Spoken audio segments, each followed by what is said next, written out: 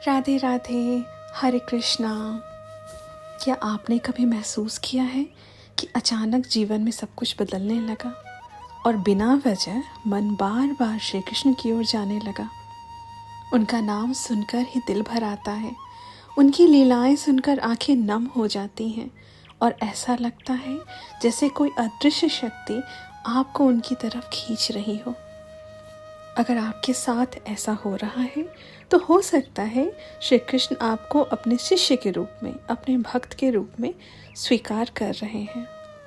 लेकिन कृष्ण को अपना इष्ट मानना, उनको अपना गुरु मानना, ये सिर्फ प्रेम और भजन तक ही सीमित नहीं होता। यह एक बहुत गहरी और कई बार बहुत ही कठिन यात्रा होती है।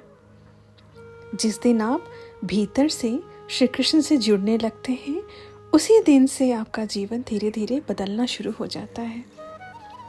सच्ची कृष्ण भक्ति का अर्थ केवल पूजा नहीं होता। सच्ची भक्ति का अर्थ होता है हर परिस्थिति में श्री कृष्ण को स्वीकार करना। जब आप दुख में हो तब भी श्री कृष्ण, जब आप सुख में हो तब भी श्री कृष्ण, जब आप पीड़ा में हो तब भी श्री कृष्ण, जब जीवन में समृद्धि हो तब भी श्री कृष्ण, जब आप टूट रहे हो तब भी श्री कृष्ण, और जब आप संपूर्ण महसूस करें तब भी श्री कृष्ण।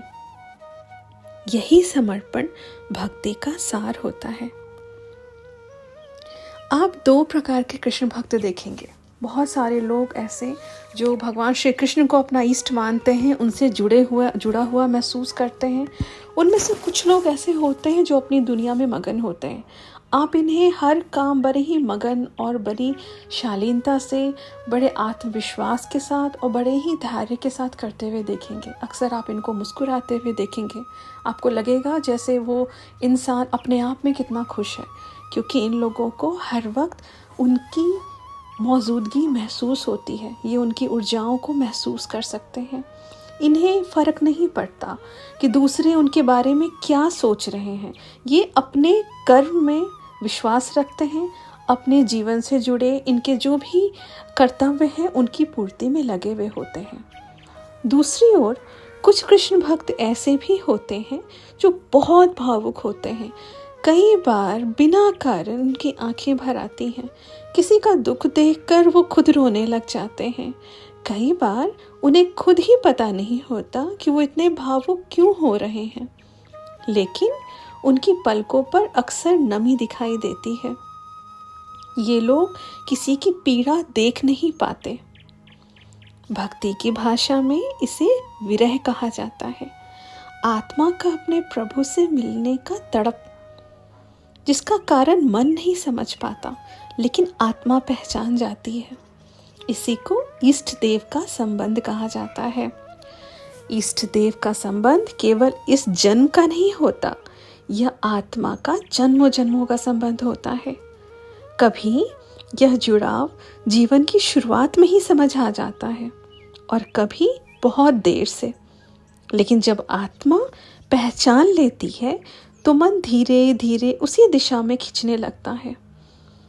अगर आपके साथ भी ऐसा हो रहा है तो हो सकता है श्री कृष्ण आपको अपना रहे हैं, वो आपको अपने भक्त के रूप में स्वीकार कर रहे हों। लेकिन श्री कृष्ण को गुरु मानना, उन्हें अपना इष्ट मानना, यह सिर्फ प्रेम और भजन तक सीमित नहीं होता। यह एक बहुत ही गहरी और कई बार बहुत ही कठिन यात्रा होती है। जिस दिन आप भीतर से श्री कृष्ण से जुड़ने लगते हैं, उसी दिन से आपका जीवन धीरे धीरे बदलना शुरू हो जाता है। आपकी मानसिकता बदलने लग जाती है। सबसे पहले श्री कृष्ण आपके जीवन से हर उस झूठे सहारे को हटाना शुरू करते हैं जिस पर आप आश्रित हो रहे हैं। जिन लोगों पर आपने भरोसा किया है और वो भरोसे के लायक नहीं, वही लोग दूर होने लगते हैं। रिश्ते बदलने लगते हैं, आपकी सोच बदलने लगती है और कई बार आपको समझ ही नहीं आता कि अचानक सब ऐसा क्यों हो रहा है।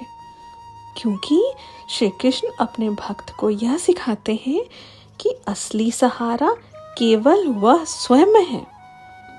धीरे धीरे वो आपके भीतर की कमज़ोरियों को आपके सामने लाते हैं।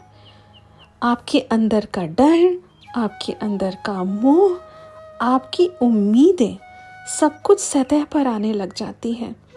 श्री कृष्ण की भक्ति आपको यह सिखाती है, दुनिया को नहीं बदलना, पहले अपने आप को बदलो।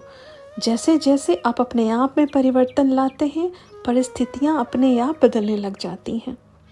कई बार आपको लगेगा कि जीवन बहुत भारी हो गया है, जैसे सब कुछ छूट रहा है, टूट रहा है, रिश्ते टूट रहे हैं, लोग छूट रहे हैं। और यहीं से शुरू होती है कृष्ण की असली शिक्षा। कृष्ण प्रेम बहुत मधुर होता है, लेकिन कृष्ण गुरु और बहुत गहरे शिक्षक हैं। ऐसा कहा जाता है कि कृष्ण की कक्षा में प्रवेश करना आसान नहीं होता, लेकिन एक बार जब कोई उनकी कक्षा में प्रवेश कर लेता है तो जीवन की सबसे कठिन परीक्षाओं से गुजरना पड़ता है। ये परीक्षाएं हमें तोड़ने के लिए नहीं होती, बल्कि आत्मा को शुद्ध और परिष्कृत करने के लिए होती हैं।